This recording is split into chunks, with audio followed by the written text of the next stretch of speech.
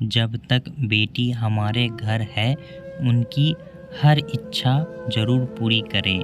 5 साल की बेटी बाजार में गोलगप्पे खाने के लिए मचल गई। किस भाव से दिए भाई? पापा ने सवाल किया। 10 रुपए के 8 दिए हैं, गोलगप्पे वाले ने जवाब दिया। पापा को मालूम नहीं था गोलगप्पे इतने महंगे हो गए हैं। जब वे खाया करते थे तब तो 1 रुपए के 10 मिला करते थे। पापा ने जेब में हाथ डाला। 15 रुपए बचे थे। बाकी रुपए घर की ज़रूरत का सामान लेने में खर्च हो गए थे। उनका गांव शहर से दूर है। 10 रुपए वो बस किराया में लग जाने हैं।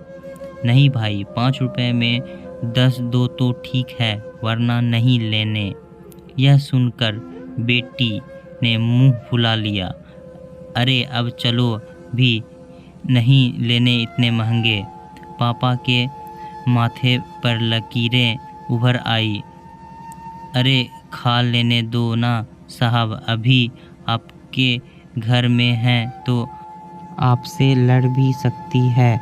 कल को पराए घर चली गई तो पता नहीं ऐसे मचल पाएगी या नहीं। तब आप भी तरसोगे बिटिया की फरमाइश पूरी करने को।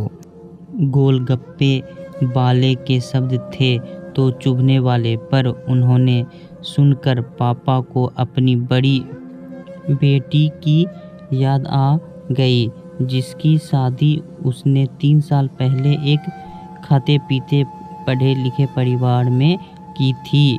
उन्होंने पहले साल से ही उसे छोटी छोटी बातों पर सताना शुरू कर दिया था।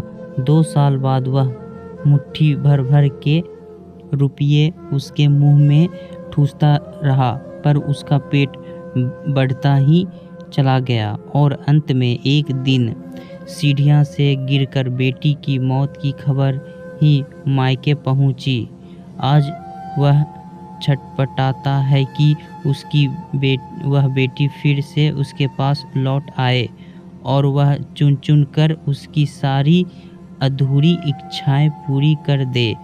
पर वह अच्छी तरह जानता है कि अब यह असंभव है। दे दूं क्या बाबूजी? गोलगप्पे वाले की आवाज़ से पापा की तंद्रा टूटी। रुको भाई 2 मिनट।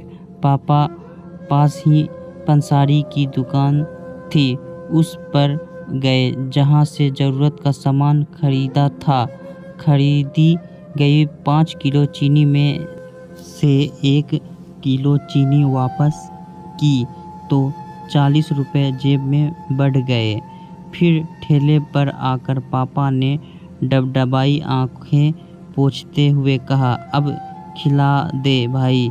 हाँ, तीखा जरा कम डालना, मेरी बिटिया बहुत नाजुक है। सुनकर 5 वर्ष की गुड़िया जैसी बेटी की आंखों में चमक आ गई और पापा का हाथ कसकर पकड़ लिया। जब तक बेटी हमारे घर है उसकी हर इच्छा ज़रूर पूरी करें। क्या पता आगे कोई इच्छा पूरी हो पाए या ना हो पाए। ये बेटियां भी कितनी अजीब होती है। जब ससुराल में होती है तब मायके जाने को तरसती है। सोचती है कि घर जाकर माँ को ये बताऊंगी, पापा से ये मांगूंगी, बहन से ये कहूंगी, भाई को सबक सिखाऊंगी और मौज मस्ती करूंगी। लेकिन जब सच में मायके जाती है तो एकदम शांत हो जाती है। किसी से कुछ भी नहीं बोलती, बस माँ बाप भाई बहन से गले मिलती है। बहुत बहुत खुश होती है। भूल जाती है कि कुछ पल के लिए पति ससुराल, क्योंकि एक अनोखा प्यार होता है मायके में। एक अजीब कशिश होती है मायके में। ससुराल में कितना भी प्यार मिले, माँ बाप की एक मुस्कान को तरसती है ये बेटियाँ। ससुराल में कितना भी रोए पर मायके में एक भी आंसू नहीं बहाती ये बेटियां, क्योंकि बेटियां का सिर्फ एक ही आंसू माँ बाप भाई बहन को हिला देती है, रुला देता है। कितनी अजीब है ये बेटियां, कितनी नटखट है ये बेटियां, भगवान की अनमोल देन है ये बेटियां। हो सके तो बेटियां को बहुत प्यार दें, उन्हें कभी भी ना रुलाएं, क्योंकि ये अनमोल बेटी दो परिवार जोड़ती है, दो रिश्तों को साथ लाती है। अपने प्यार और मुस्कान से हम चाहते हैं कि सभी बेटियां खुश रहे हमेशा, भले ही हो वो मायके में या ससुराल में। खुशकिस्मत है वो जो बेटी के बाप हैं, उन्हें भरपूर प्यार दे, दुलार करें और यही व्यवहार अपनी पत्नी के साथ भी करें, क्योंकि वो भी किसी की बेटी है और अपने पिता को छोड़कर आपके साथ पूरी ज़िंदगी बिताने आई है। उसके पिता की सारी उम्मीदें सिर्फ और सिर्फ आपसे है।